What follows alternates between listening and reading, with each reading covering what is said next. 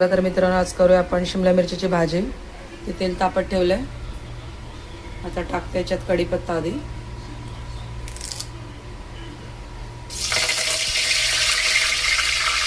आता टाकते शिमला मिरची कापून स्वच्छ धुवून ठेवलेली मी.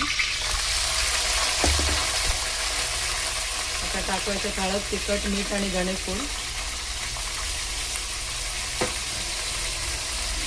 आता चिरलेला एक मोठा टोमॅटो.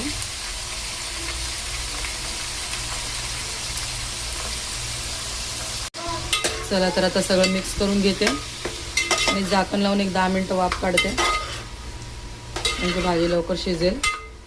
मग आपण टाकूया दाण्याचा कूट. चला एक 10 मिनिटं वाफेवर शिजून घेते. चला तर मित्रांनो, इथं बघू शकता मिरची शिजलेली आहे. चला तर आता टाकू आपण दाण्याचा कूट.